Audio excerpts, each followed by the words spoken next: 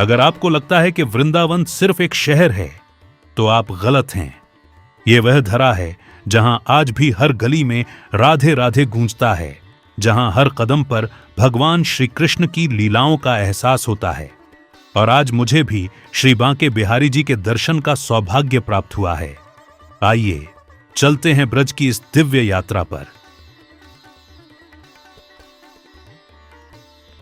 नमस्कार दोस्तों, आज मैं फिर से निकल पड़ा हूं एक नई और पावन यात्रा पर।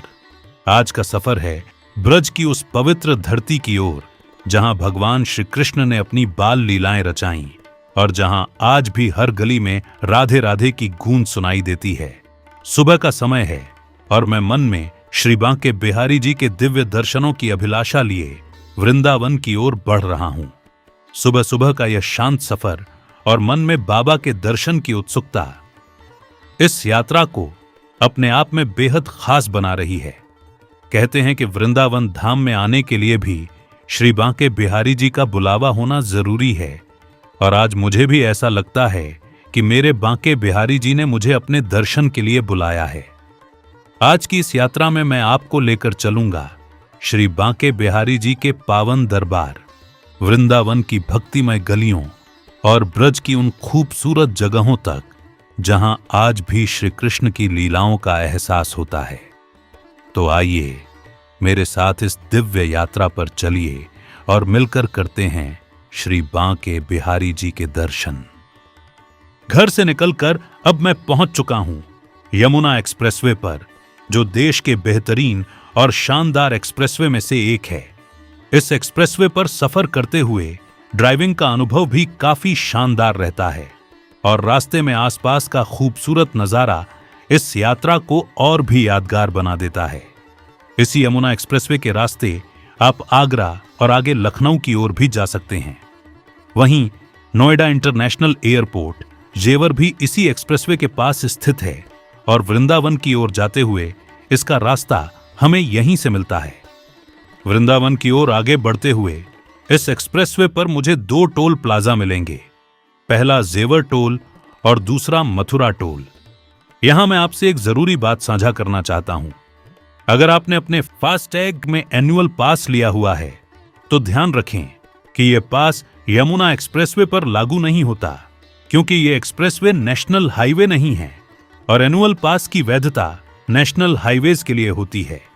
इसलिए इस रास्ते पर आपको निर्धारित टोल शुल्क अलग से देना पड़ सकता है। और मेरी बाईं ओर आप जो रास्ता देख रहे हैं, यही रास्ता जेवर एयरपोर्ट की ओर जाता है। आने वाले समय में यह पूरा क्षेत्र देश के सबसे महत्वपूर्ण और व्यस्त इलाकों में शामिल होने वाला है। फिलहाल मैं यमुना एक्सप्रेसवे पर अपनी यात्रा का आनंद लेते हुए लगातार वृंदावन धाम की ओर बढ़ रहा हूं। यमुना एक्सप्रेसवे पर चलते हुए अब मैं पहुंच चुका हूं वृंदावन कट पर। यहीं से एक्सप्रेसवे से एग्जिट लेकर अब मैं ब्रज की इस पावन और दिव्य धरती में प्रवेश करने वाला हूं। जैसे ही एक्सप्रेसवे को पीछे छोड़कर वृंदावन की ओर बढ़ रहा हूं, सफर का माहौल ही बदल गया है। एक तरफ कल कल बहती यमुना मैया और दूसरी तरफ चारों ओर फैली हरियाली। प्रकृति का यह खूबसूरत नजारा मन को एक अलग ही आनंद और शांति का एहसास करा रहा है। ऐसा लगता है कि जैसे जैसे मैं वृंदावन के करीब पहुंच रहा हूं, वैसे वैसे मन भी बांके बिहारी जी के दर्शन के लिए और अधिक उत्साहित होता जा रहा है। अब मैं प्रवेश कर चुका हूं ब्रजभूमि में, उस पावन धरा पर जहां कभी भगवान श्री कृष्ण ने अपनी बाल लीलाएं रचाईं और जहां आज भी हर गली में राधे राधे की गूंज सुनाई देती है। सबसे पहले मैं जा रहा हूं श्री बांके बिहारी जी के दिव्य दर्शन के लिए।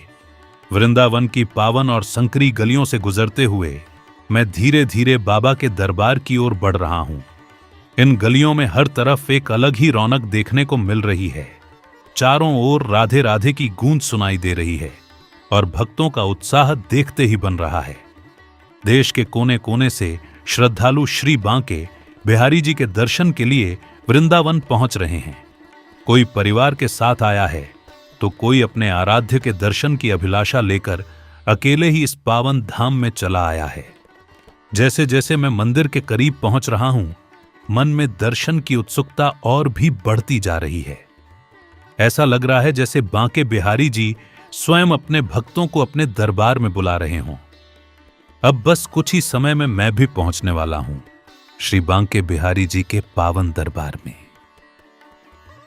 अब मैं पहुंच चुका हूं श्री बांके बिहारी जी के पावन दरबार के बिल्कुल करीब। मन में भक्ति और श्रद्धा का भाव है और दिल में बस एक ही इच्छा है, अपने आराध्य के दिव्य दर्शन करने की। तो आइए आप भी मेरे साथ मिलकर श्री बांके बिहारी जी के दिव्य दर्शन कीजिए और उनके श्री चरणों में अपनी श्रद्धा अर्पित कीजिए। हे बांके बिहारी जी, आप सभी भक्तों पर अपनी कृपा बनाए रखें और सबके जीवन को सुख, शांति और खुशियों से भर दें। श्री बांके बिहारी लाल की जय।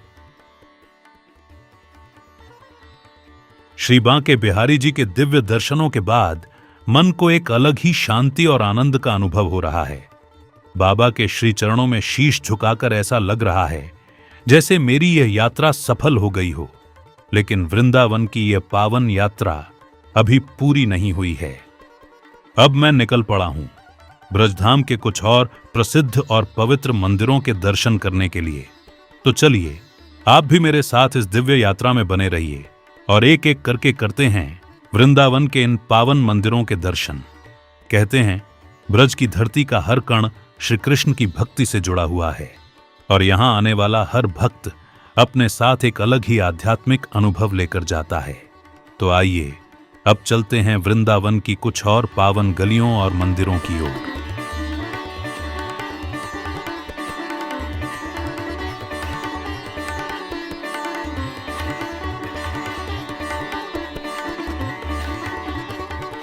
वृंदावन के कुछ प्रमुख मंदिरों के दिव्य दर्शन करने के बाद अब मैं पहुंच चुका हूं निधिवन। निधिवन वृंदावन का एक बेहद पवित्र और रहस्यमयी स्थान माना जाता है। मान्यता है कि यहां आज भी भगवान श्री कृष्ण और राधा रानी की दिव्य लीलाएं होती हैं। यहां मौजूद तुलसी के पेड़ों को लेकर भी भक्तों के बीच कई धार्मिक मान्यताएं प्रचलित हैं। कहा जाता है कि शाम होने के बाद निधिवन के कपाट बंद कर दिए जाते हैं और रात के समय यहां किसी को भी प्रवेश की अनुमति नहीं होती। भक्तों की गहरी आस्था है कि रात में यहां श्री राधा कृष्ण की दिव्य रासलीला होती है।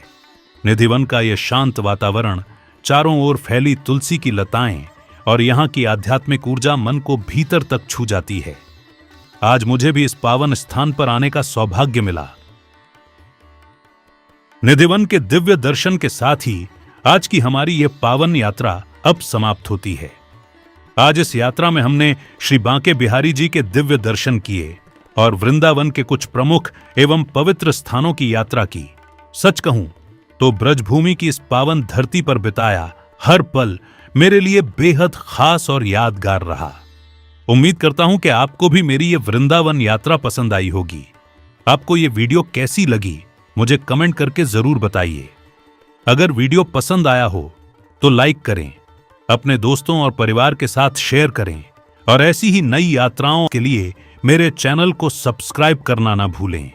मिलते हैं एक नई यात्रा और एक नई कहानी के साथ। तब तक के लिए राधे राधे। श्री बांके बिहारी लाल की जय।